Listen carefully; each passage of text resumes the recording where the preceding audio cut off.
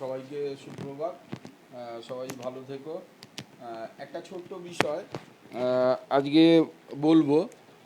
ছোট বিষয় মানে কালকে ক্লাস 10-এর পড়াতে পড়াতে ছোট্ট একটা বিষয় আমি হয়তো ওভারলুক করে গেছিলাম বলতে, কিন্তু একদমই সহজ ছোট্ট বিষয় দেখলাম যে এই যে বিষয়টা জানা থাকলে না জানা থাকলে তোমাদের ছোট ছোট অবজেক্টিভ অঙ্কের ক্ষেত্রে একটু সমস্যা হতে পারে।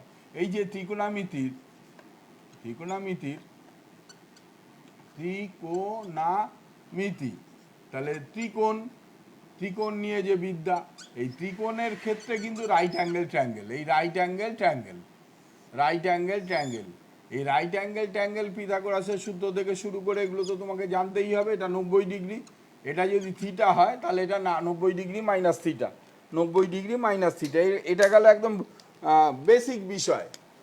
একটা 90 degree minus theta, minus theta. তাহলে এখানে দুটো বিষয়ে ছোট্ট কি বিষয়ে বলতে চাইছি বা বলবো।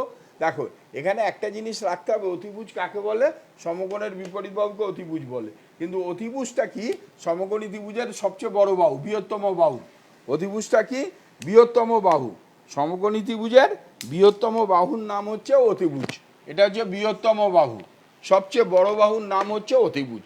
এই জিনিসটা কিন্তু তোমাকে মাথায় খুব ভালো করে রাখতে হবে। এই কারণে দেখো, প্রথম যেটা বলতে চাইছি, ধরো এইটা থিটা, তুমি এই একটা ত্রিভুজ আঁকলে, এটাও সমকোণী ত্রিভুজ, এটা 90 ডিগ্রি। এ এক্স ওয়াই জেড করো, এক্স ওয়াই জেড, এই জিনিসটা বোঝা, এটাও থিটা, তাহলে এটা 90 ডিগ্রি মাইনাস থিটা। যদি এরকম কোণটা সমান হয়, কোণটা সমান হয়, তুমি যত ত্রিভুজ আঁকো না কেন, সদৃশ সমকোণী ত্রিভুজ আঁকো না কেন, তার বাহুগুলোর অনুপাত সমান হবে। এটা হচ্ছে ইউনিভার্সাল ট্রুথ বা ধ্রুব সত্য। এই বিষয়টা তোমার মাথায় রাখতে হবে। এই বিষয়টা মাথায় না থাকলে অনেক ক্ষেত্রেই তোমার সমস্যা হবে।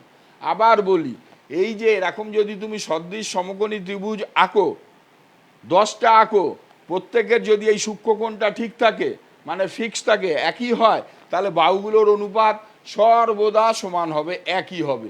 এই থিওরামটা, এই সূত্রটা, এই তথ্যটা কাগজে, কলজে, মগজে তোমাকে ফার্স্ট নিয়ে নিতে হবে।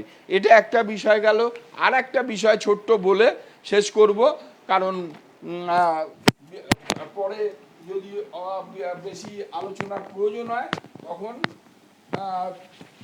আরও মান নির্ণয়ের ক্ষেত্রেও দেখা গেছে কিছু কিছু তোমাদের আটকাচ্ছে বা কোনো কোনো জায়গায় অসুবিধা হচ্ছে, সেগুলো পরে ডিসকাস করা যাবে।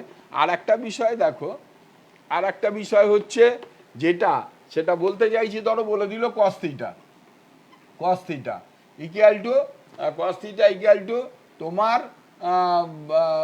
কস theta equal to AB by BC, AB by BC, cos theta equal to AB by BC. পেনগুলো না লেখার জন্য সব কালি ফুরিয়ে এসছে। এবি বাই বিসি, ধরো এখানে এই সমকোণী ত্রিভুজটা এঁকেছো, A B C, AB by BC তো হবে না, তাহলে কি হবে?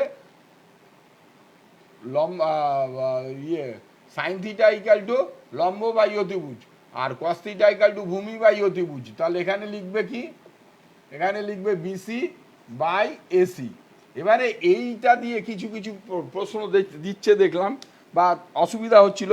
দেখো, এবারে যদি বলে কস থিটা গ্রেটার দ্যান 1 না লেস দ্যান 1, গ্রেটার দ্যান 1 না লেস দ্যান 1, সব সময় মাথায় রাখবে। একটু আগে যেটা বললাম, অতিভুজ হচ্ছে সবচেয়ে বড় বাহু, তাহলে এই বিসিটা কি? বিসিটা ছোট বাহু, তাহলে তোমার বিসি বাই এবি কোনোদিনও একের বড় হতে পারে না, তাহলে লেস দ্যান 1 হবে। কস থিটা সবসময় লেস দ্যান 1 হবে, লেস দ্যান 1 হবে। ঠিক একইভাবে তোমাকে যদি সাইন থিটা দেয়, সাইন থিটা দেয়, তাহলে সাইন থিটা কি হবে? সাইন থিটা হচ্ছে লম্ব বাই অতিভুজ, সব সময় লেস দ্যান 1 হবে, লেস দ্যান 1 হবে। আবার যদি তুমি চলে আসো ট্যান থিটাতে, বা তুমি চলে আসো কোসেক থিটাতে বা সেক থিটাতে, একই বিষয়। শক্তি কোসেক থিটা বা সেক থিটার ক্ষেত্রে কি? অতিভুজ বাই লম্ব, অতিভুজ বাই ভূমি, তাহলে সেক্ষেত্রে কিন্তু গ্রেটার দ্যান 1 হবে। এটা দিয়ে কিন্তু ছোট ছোট অবজেক্টিভ অঙ্ক তোমরা অনেক করতে পারবে। এটা মাথায় রাখবে যে সাইন থিটা কস থিটা সব সময় লেস দ্যান 1 হবে, কারণ অতিভুজটা সবচেয়ে বড় বাহু, লম্ব ভূমি ছোট বাহু। ঠিক একইভাবে যদি কোসেক থিটা সেক থিটায় চলে যাও, সেখানে কিন্তু অতিভুজ বাই লম্ব কোসেক থিটা, অতিভুজ বাই ভূমি সেক থিটা, তাহলে সেক্ষেত্রে কিন্তু কি হচ্ছে না গ্রেটার দ্যান 1 হচ্ছে। এই দুটো ছোট্ট কিন্তু সামান্য বিষয়, কিন্তু এই দুটো বিষয় তোমাকে খুব সুন্দরভাবে মাথায় রাখতে হবে, তাহলে তুমি ভালো করে অনেক অবজেক্টিভ অঙ্কগুলো করতে পারবে। ধন্যবাদ, ভালো থাকো। এরকম অঙ্ক করতে করতে প্র্যাকটিস করতে করতে এরকম ছোটোখাটো বিষয়গুলো অনেক বেরিয়ে আসবে, যেগুলো যদি একবার মাথায় ঢুকিয়ে নিতে পারো সারা জীবন মনে থাকবে এবং সারা জীবন এরকম ছোটো ছোটো অঙ্কগুলো করে যেতে পারো। ধন্যবাদ, সবাই ভালো থেকো।